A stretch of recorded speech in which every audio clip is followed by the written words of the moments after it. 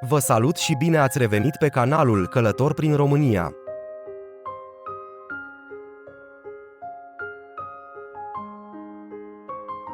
În ultima zi a vizitei noastre în orașul Târgu Jiu am mai vizitat o serie de obiective importante.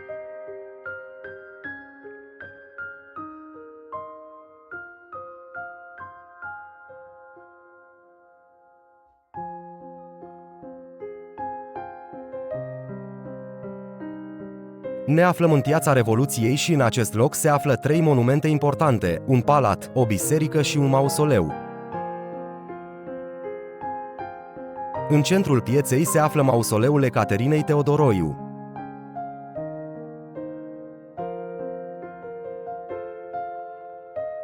Ecaterina Teodoroiu, eroina de pe Jiu, s-a deghizat în bărbat pentru a lupta și a murit pe front la Mărășești în 1917. Mausoleul Ecaterinei Teodoroiu a fost realizat în anul 1935 sub forma unui sarcofag sculptat în piatră. Pe cele 4 fețe ale sale se pot vedea scene din viața și activitatea sa militară.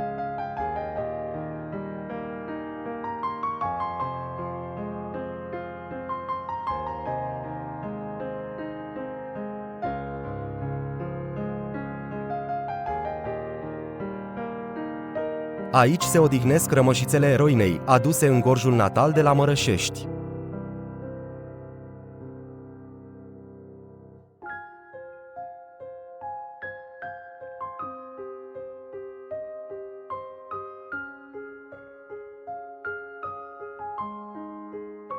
Monumentul este creația Miliței Pătrașcu, elevă a marelui Constantin Brâncuș.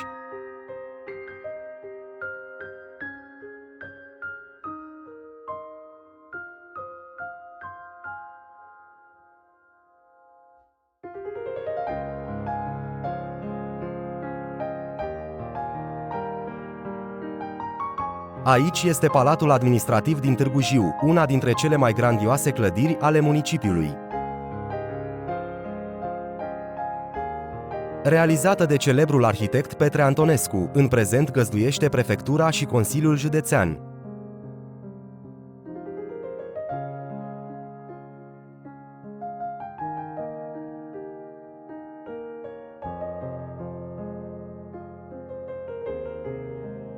Trecem pe lângă Biserica Sfinții Voievozii, care a fost construită între 1748 și 1764 pe locul unei foste biserici de lemn. Turnul Clopotniță a fost construit în anul 1792.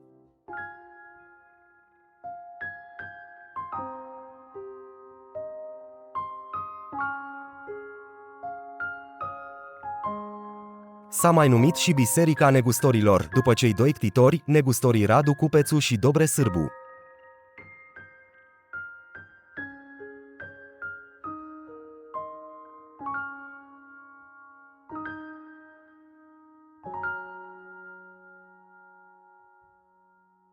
O altă denumire a fost Biserica de la Ji, pentru că pe vremuri Jiul trecea chiar prin fața bisericii.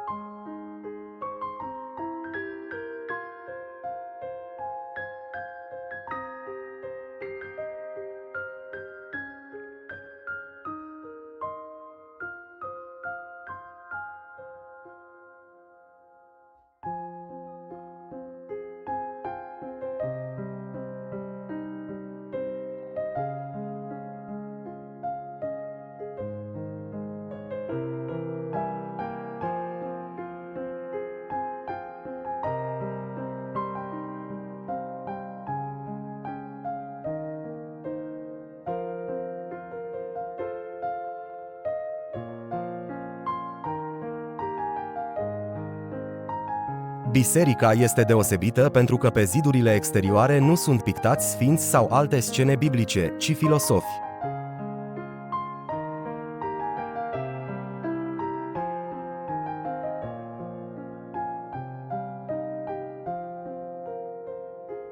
Chipurile filosotilor ca Aristotel și Socrate sunt pictate pe ea, motiv pentru care este numită Biserica Filosotilor.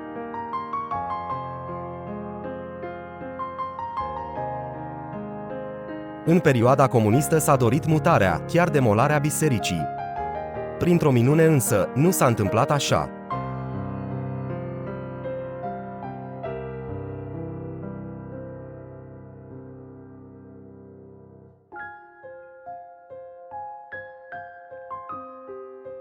În imagine avem ceasul din turla clădirii Palatului Administrativ și o figurină reprezentând un cerb.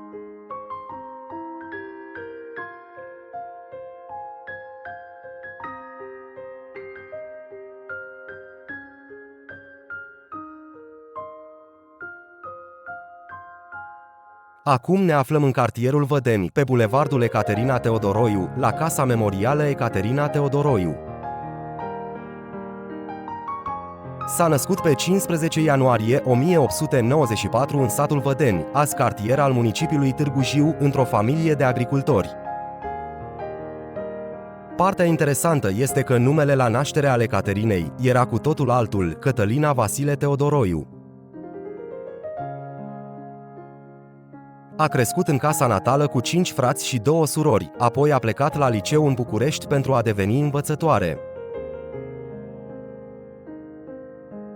În aceeași perioadă a urmat o școală de infirmiere și s-a înscris la o asociație a cercetașilor români din București.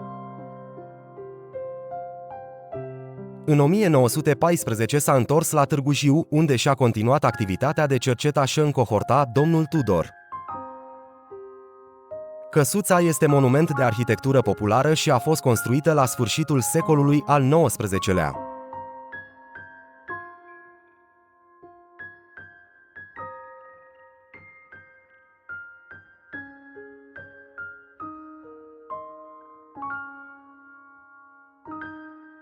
După declanșarea primului război mondial, la decretarea mobilizării în august 1916, îngrijește răniții în Târgu Jiu.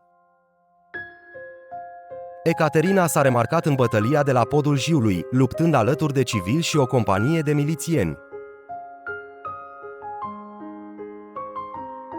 Emoția cu care a împășit pragul casei a fost copăleșitoare.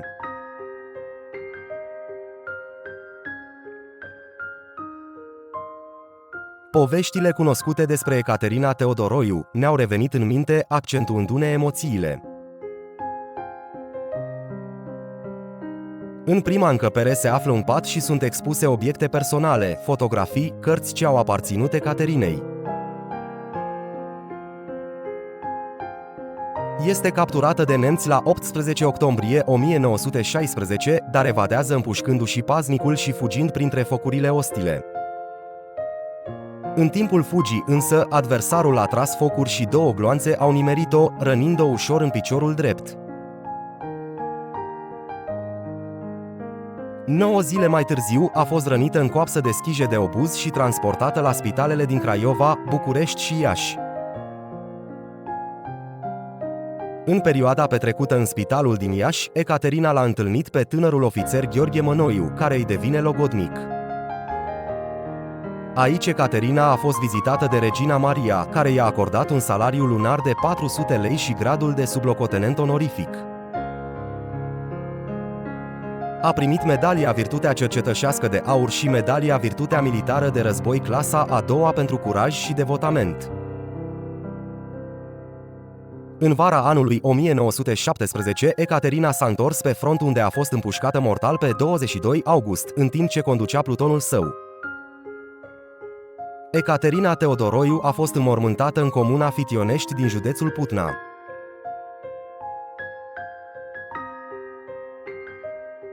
În iunie 1921, rămășițele sale pământești au fost mutate la Târgu Jiu.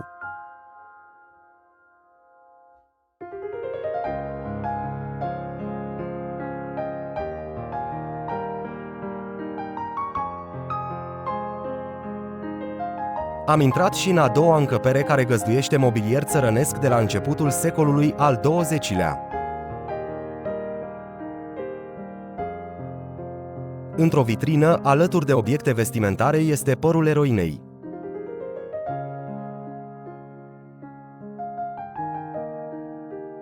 Coada împletită din părul Ecaterinei Teodoroiu este considerat unul dintre cele mai importante exponate. Lucrurile Ecaterinei sunt acum expuse aici. O batistă, fusta cu care a plecat de acasă, haina de soldat. Aceasta este povestea eroinei supranumită Jeanne d'Arc a României și a cărui curaj a uimit o țară întreagă.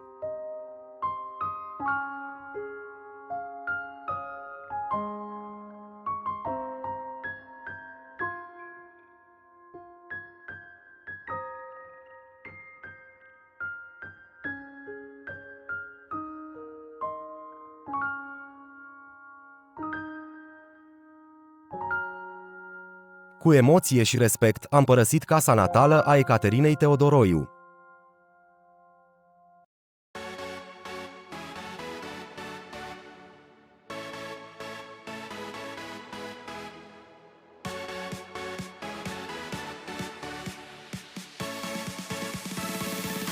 Nu puteam părăsi orașul Târgu Jiu înainte de a face o vizită și la stadionul municipal Constantin Adiță.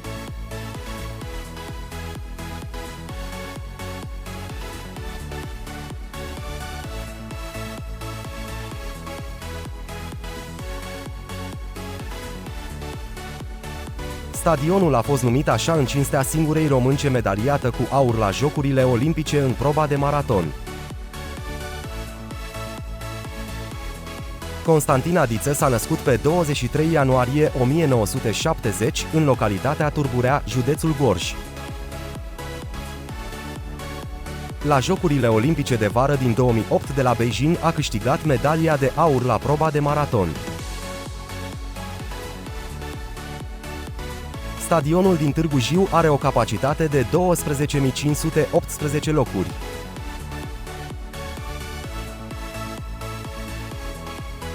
Un stadion dotat cu pistă de tartan unde poți să alergi fără să plătești vreo taxă.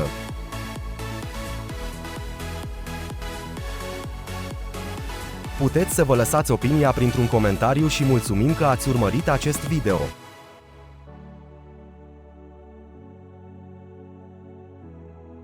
Dacă v-a plăcut, distribuiți și prietenilor. Acest lucru ne-ar ajuta foarte mult. Vă mulțumesc că v-ați abonat la acest canal, iar dacă nu ați făcut-o, vă rog frumos să o faceți. În încheiere vă reamintesc că abonarea este gratuită și vă doresc toate cele bune.